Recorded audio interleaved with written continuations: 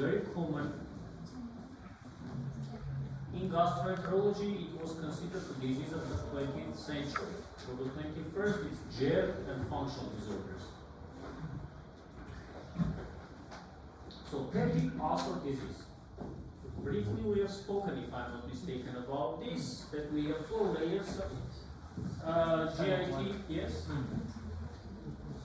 Here they are, mucosal, submucosal, muscularis, and serosal.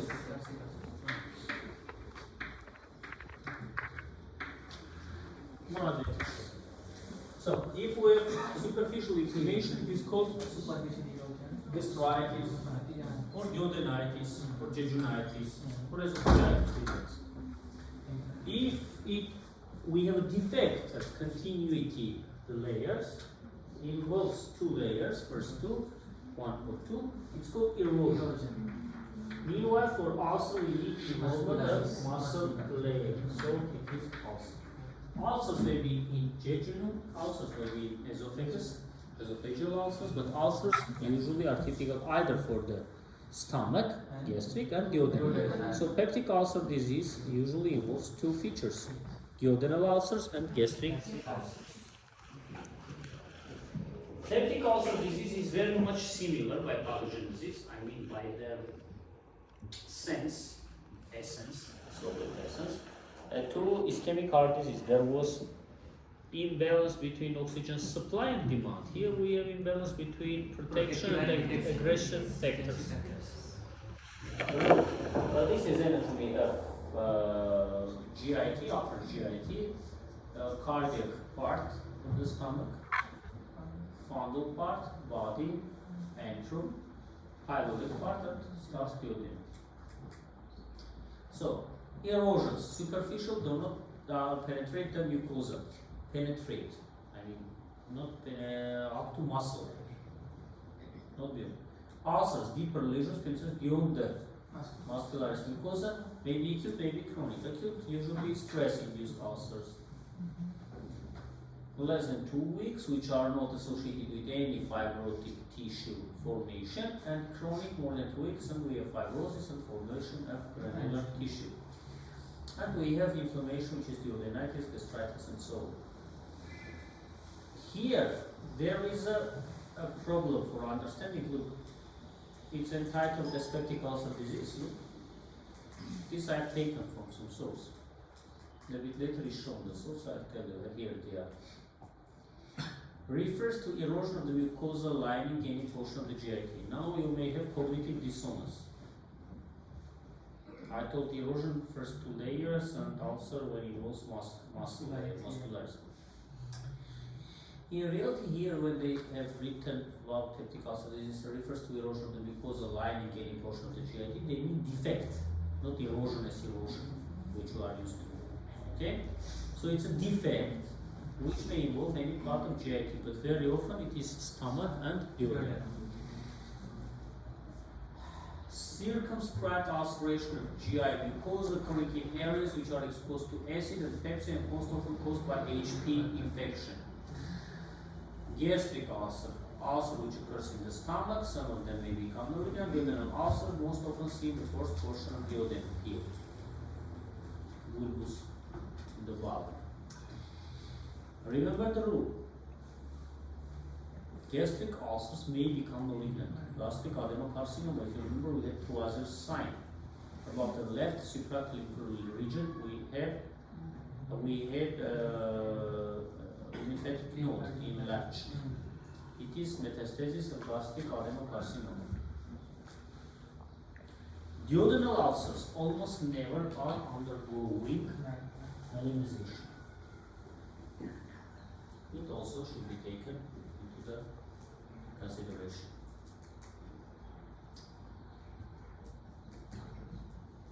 Pathogenesis. We have imbalance between aggression and protective factors.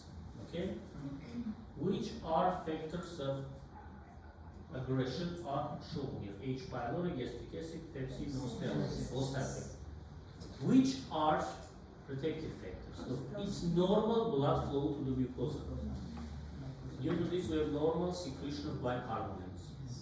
we have normal level of mucus, we have normal level of prostaglandin, especially E.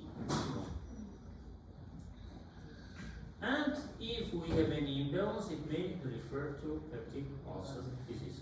Either protective factors are lacking and or factors of aggression are overwhelming, overcoming factors for protection. Here we should have, I don't remember, we have this, here it is, look, etiology. Either we may have increased attack or weak defense. Look, it's like a fortress, yes, which is being occupied, and here are arrows, and the A is normal condition. When arrows are coming to the brick wall, they will not pass it. Increase attack, but if instead that the arrows will be used above, we may have a penetration. Or if your fence is made of woods, weak defense. And variants are written, now we'll speak about that. Now, H. pylori. H. pylori is a cause of peptic ulcer disease, was found in 1970s, 1980s, due to which in 1985 Marshall Warren got Nobel Prize for identification the role of H. pylori as a cause of peptic ulcer disease. If you ask your parents or grandparents 40, 50 years ago throughout the world, if somebody had peptic ulcer disease, there were not too much medications for this, and very often they were undergoing surgical treatment, removal of that part, gastrectomy, yes, and so on. Bill wrote one, Bill wrote two. Nowadays we have effective treatment. I don't want to speak about the treatment, though you are passing pharmacology, the triple component scheme and quadruple, so 4 component scheme. Triple, which includes PPI and 2 antibiotics, streptomycin and, for example, amoxicillin. And 4 component scheme, which includes also bismuth containing medications like bismuth, tricalcium dicitrate. So, etiology for H. pylori, in case of H. pylori, occurs in above 80%. Look, 80-95, depends, it's gastric or duodenal ulcers. A bit later we'll speak. In patients with peptic ulcer disease, H. pylori infection impairs the protective mechanism of GIT against low pH and digestive enzymes, which leads to the ulceration of the mucosa. It's very general what is written. Look, it has urease activity. It destroys breakdown of urea and makes more alkaline environment, and does it still. It's one. But there are also factors. KEG, and KEG. In Davidson, read this part. These are factors of virulence. So stress, emotional trauma, surgical, injury or death of mucus producing cells, excess acid production to the stomach. For example, if we have gastrin overproduction in Zollinger-Ellison syndrome, which is gastrinoma, which may be malignant if it's a part of man, multiple endocrine neoplasia, man 1, like a syndrome, maybe none, maybe benign. Drugs, chronic illness, aspirins and non-steroids or corticosteroids. Now let's speak about this. Stress. In case of stress, we have stress realizing axis. Hypothalamic, pituitary, adrenal axis. One of them is glucocorticoids secretion, ACTH, is all produced by the pituitary gland. Corticotropin releasing hormone, then ACTH, then glucocorticoids. Now look at that.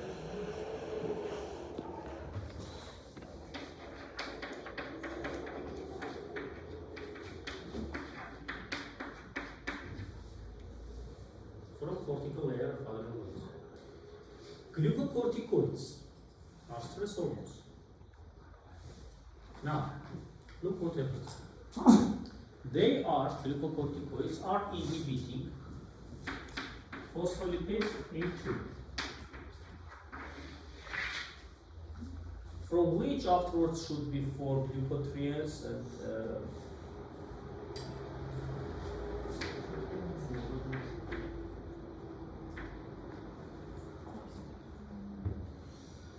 And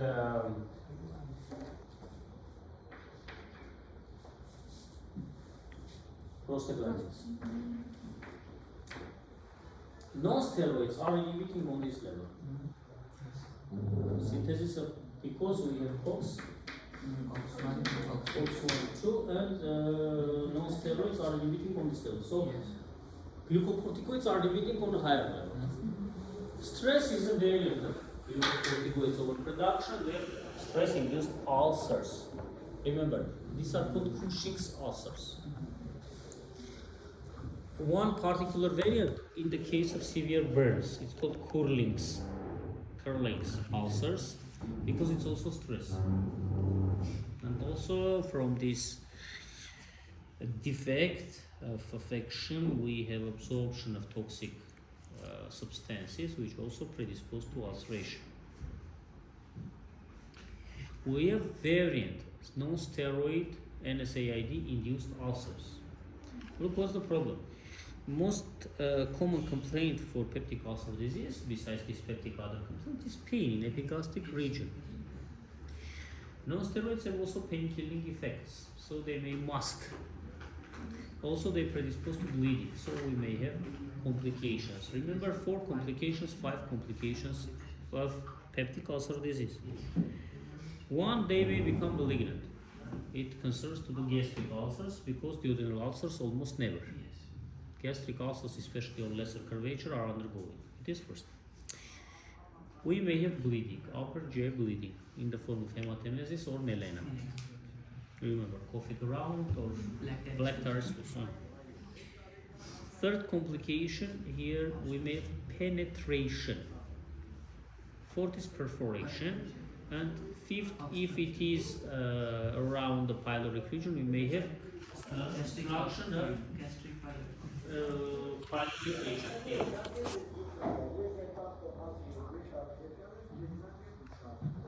Due to fibrosis, we have stenosis, pyloric stenosis or gastric outlet obstruction. So it's very common. What is perforation?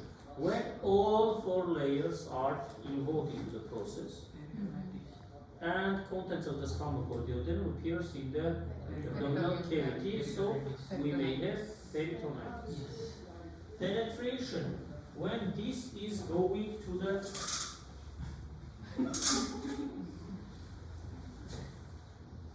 I don't have remote control to it. And next, when it is penetration, means that per continuation, it is being spread to the surrounding organs, like this ulceration, this is perforation. For example, here we may have momentum myos or liver, depends which part. Here we have bottom in comparison with the perforation. And contents of the stomach is not appearing in the peritoneal cavity, thus it's less likely to have peritonitis. So it depends. And surgically we have more advantage. So,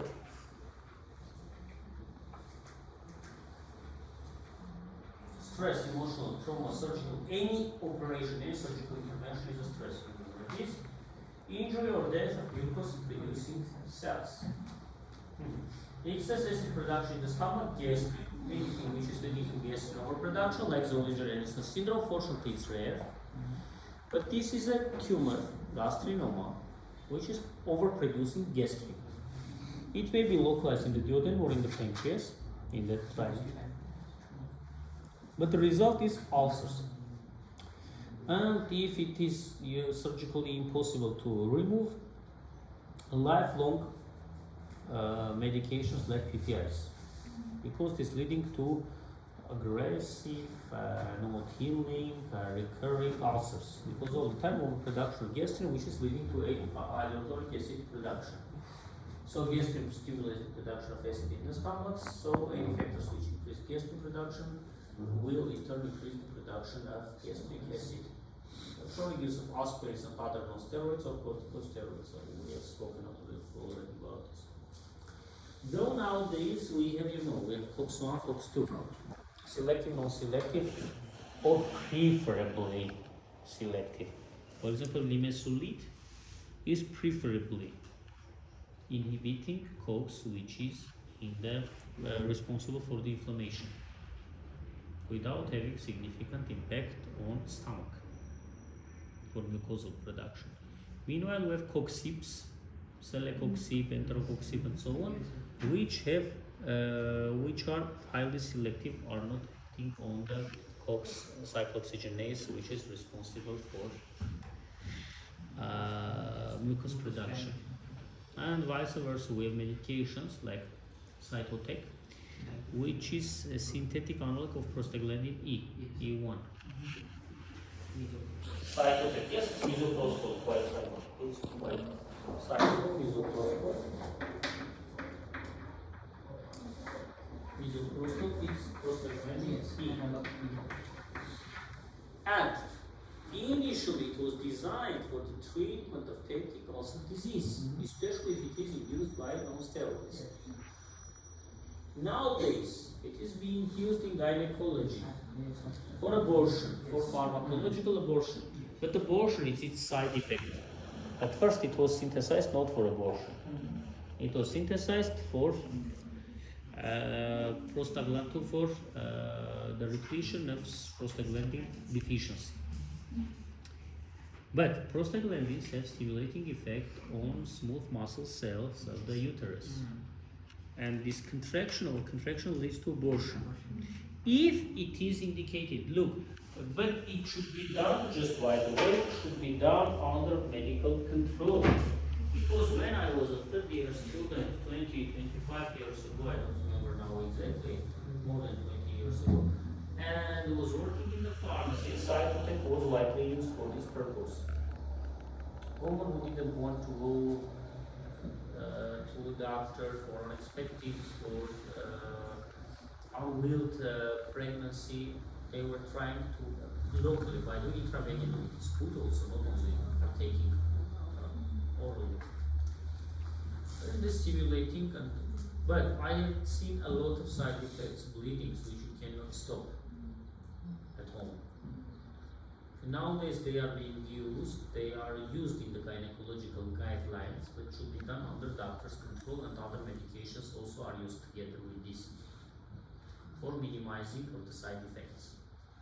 So, but remember, initially misoprostol, Cytotec was synthesized for the purpose to protect the stomach, especially stomach, because a bit later I'll show you glucocorticoids, and especially non-steroids, are causing ulceration most often in stomach rather than for the duodenum.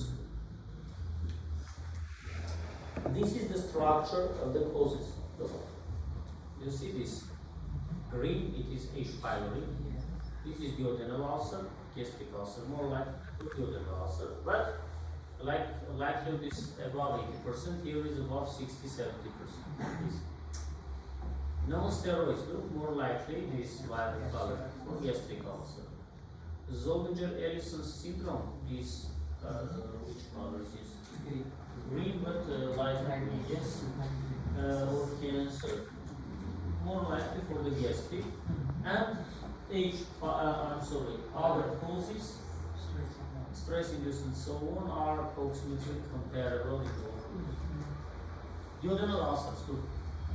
It's a chronic and recurrent disease. What does it mean? If patient will not follow the dietary changes, we may have recurrence very often.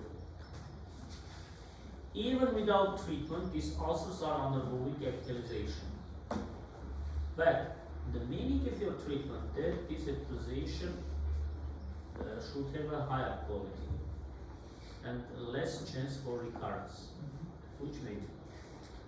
So we have deep ulcers, they are sharply demarcated, which means that the border between healthy and ulcerative tissues is seen clearly on endoscopy.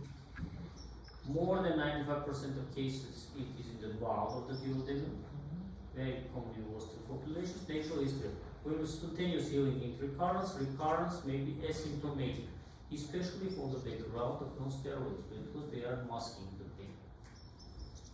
Here is the ulcer, look, even covered by fibrous, fibrotic tissue. The duodenal ulcer and gastric ulcer.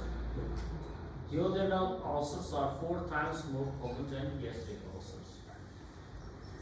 Are very common in middle-aged patients, male to female, you see 4 to 1. Genetic predisposition. Patients who had duodenal ulcers, their next generations are more likely, or their sisters and brothers, so problems and siblings. Parents and sisters and brothers, siblings, are more likely to have. More common in patients with group 0. Oh, it's first group. 4. So genetic genetical link is with the first group of blood. Associated with increased serum pepsinogen, H. pylori up to 95. Smoking, I suppose, is twice as common. Because it is contributing to the secretion of the hydrochloric acid. And also it has vasospastic features, so increasing the blood flow to the mucosa and so on. Gastric, mostly middle age, incidence increases with the age, male to female already 2 to 1 and 4 to 1. More common in patients with group A, so second group of blood.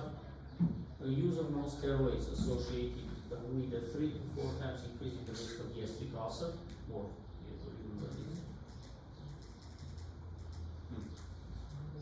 no steroids. A few times higher. Look, this is the non-steroids here. This violet color. It is duodenal, this is gastric ulcer. Why I skip this? By the way, maybe an esophagus ulcer we have spoken. Maybe injection, but very most common is gastric or duodenal ulcers. Covered by fever.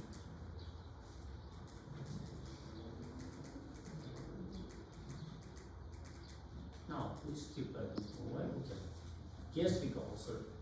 60% of them are within 6 centimeters of pyloric region at or near the right hand region of the stomach and most frequently on the posterior wall.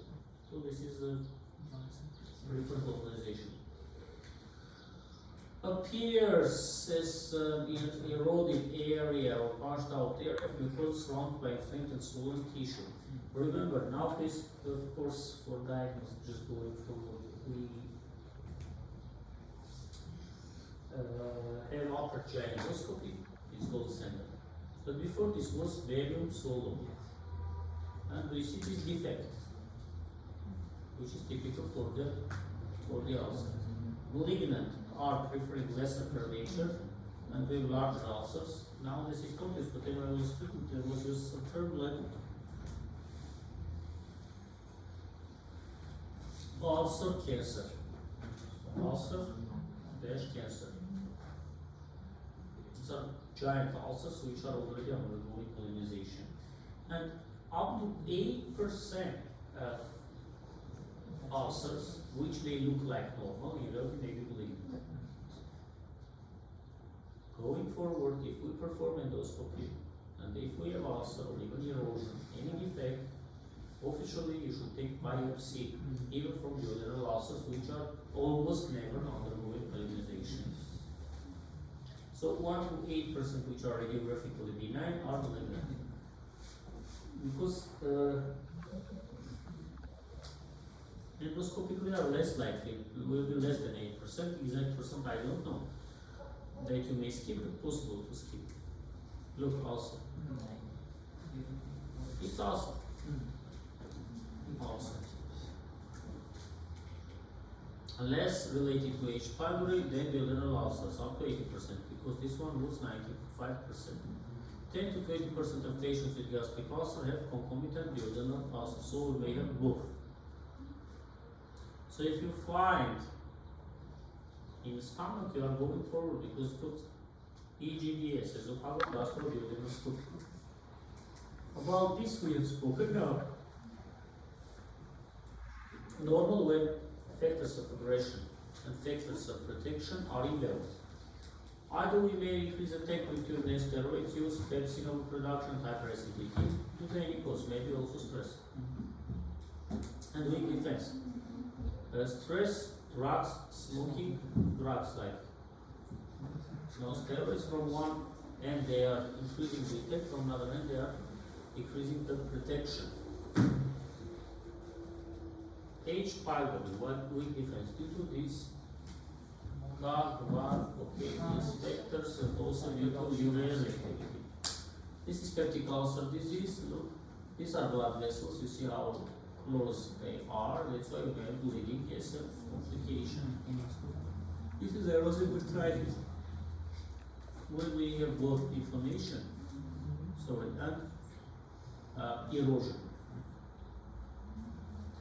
Vagal stimulation. Look, nowadays it's not widely used, but there was a period when, as far as we didn't have enough medications, we were performing vagal denervation.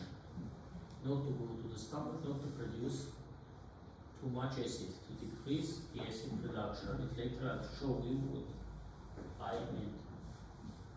Increased vagal activity, which is leading to hyperplasia of vital cells, overproduction of hydrochloric acid, and the injury. As a result, also we have reduced the alkaline secretion, so balance is impaired. Look, these are factors of aggression. Hostile factors: H. pylori, gastric acid, Peptic, non-steroids. And as a result, we have discontinuity of the mucosal layer because subpeptic ulcer, mucosa, submucosa muscularis, ulcer. And here is blood vessel. If it erodes blood vessel, we may have bleeding. H. pylori. So Old Testament in gastroenterology was telling us that no acid, no ulcer. Nowadays, no HP, no ulcer. New Testament. H. pylori. Helicobacter. May lead to acute gastritis. No, not only, because gastritis has variants. We have CDA classification, B10 read from the textbook, and Houston classification.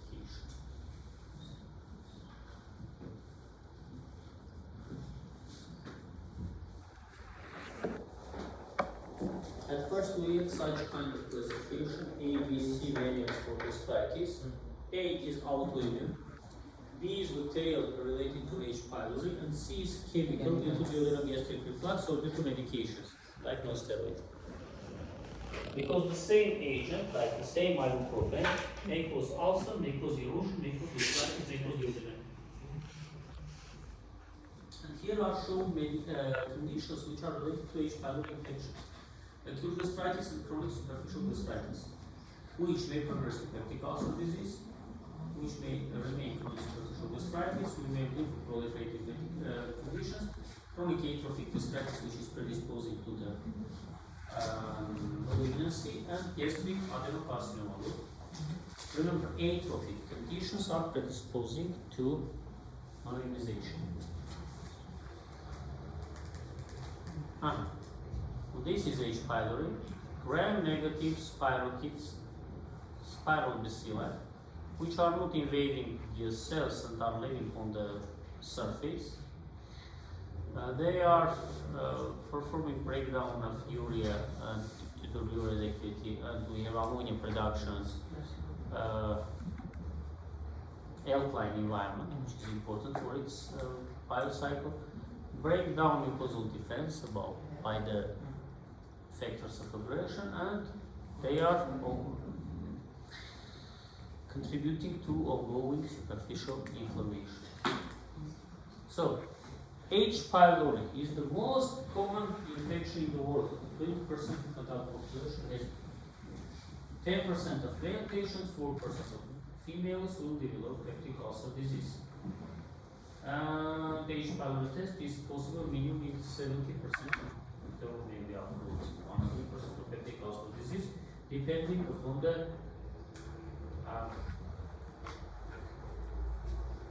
study. H. pylori related disorders are shown, of course, no need to remember: chronic gastritis, peptic ulcer disease, gastric carcinoma, so this is a common cause, gastric lymphoma, reflux esophagitis, and no ulcer dyspepsia. Here are listed complications of peptic ulcer disease, about which we have spoken already: bleeding, maybe acute, maybe chronic, maybe massive, maybe drop by drop, maybe acute bleeding, for which we need to perform perform Gaia test. Why? It's a herbal substance, but if we have a suspicion that patient has a later bleeding that cannot be fixed, it is done. It has added this reagent and it leads to set it to the feces. We have characteristic bluish discoloration, which is called positive Gaia test.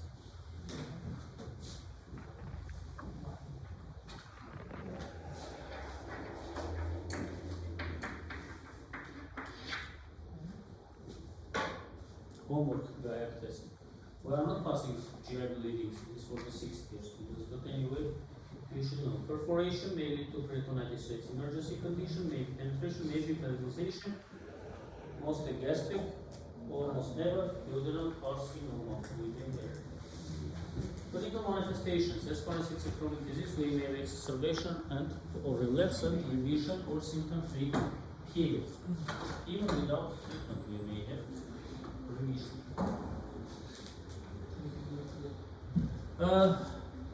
Pain that for the other ones is often relieved by eating or antacids, yes. GI bleeding and possible hemorrhage, perforation, and obstruction. So these are complications. Now, how to reveal H. pylori? How to diagnose, peptic ulcer disease? These are methods. Nowadays, gold standard is endoscopy, where you will in critically ill patients or those who have some limitations and so on. It's not available. Biopsy is done to reveal possible malignancy, and also one of the areas for HP. Look, we may perform endoscopic cytology. We may, by biopsy, we can we can make them change their color by special states. Serological tool tests antibodies, immunoglobulins G and M against H. pylori. It's not written here, but also PCR we may reveal by polymerase chain reaction. Culture, which is difficult. Urine breast test, stool antigen test. It's not written here. We may have urine antigen test as well. I just for that period I didn't write. We have CLO, Campylobacter-like organisms tests. Read from the Chamberlain, and next week we'll discuss how is it done, and I'll tell you. And there is an indicator which is reacting towards the pH changes.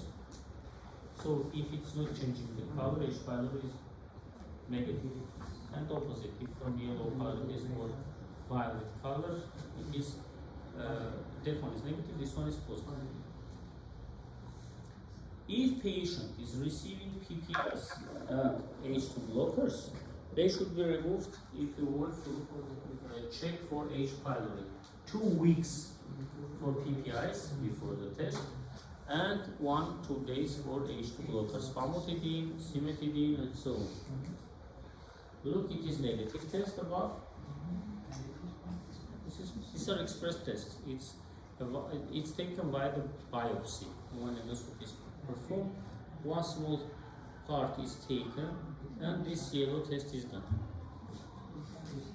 Complications, you see, no pharmacological treatment. Remember, as my mentor liked to tell, if your patients will not follow the dietary rules, it's better not to waste money on medications, because anyway we'll have a recurrence. So avoid spicy food, xanthine containing beverages, caffeine containing beverages, alcohol, smoking, heavy meals. So we need to have small, frequent, low caloric meals, and trying to avoid medications which may have a negative effect. So for the treatment, we are using these medications. I don't want to drugs which are neutralizing existing acids and acids, which are suppressed formation H2 blockers, PPIs, and antimuscarinic agents. PPIs are the most widely used. Drugs for mucosal protection, prostaglandins like bisoprostol, supraphate, carboxolone, and colloidal bismuth. Those many medications. And others, miscellaneous, maybe pyrazine, selective M1 receptor antagonist for parietal cell. So treatment, we are using 14 days. So triple PPI plus clindamycin, amoxicillin. There are exceptions out of these rules. For example, maybe not use these. Maybe not effective. We see that not sensitive. We are changing medication. Carbon listed omeprazole, lansoprazole, rabeprazole, and so on. This is PPI, this is clarithromycin, and amoxicillin. In the setting of an acute ulcer, continue your PPI therapy for additional 2 weeks and go to complete to eliminate H. pylori. Once achieved reinfection, rates are low. So when you see that patient has received eradication therapy, second time to prescribe, you need to have at least proof. Maybe you need bleed test. I didn't speak about this. How is it done? We are giving the patient diluted urea, which is nitrogenous waste product, but which contains carbon, not 12 but 30 or 40. Yes. Before starting the test, we are asking the patient to breathe in and out in a special bag, and then CO2 concentration is being measured. Then we are giving urea to the patient, diluted, soap, and the patient is taken. Then after a while, patient is breathing out in a special bag. And if it has urea activity, yes? H. pylori. So it is leading to from urea, it is making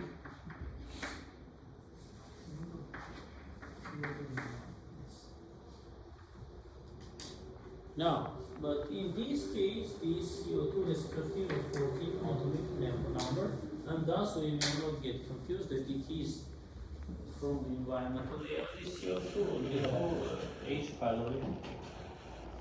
So these are main issues for H. pylori. Also read the textbook. Now I'm ready for your questions, please. Any questions which you want?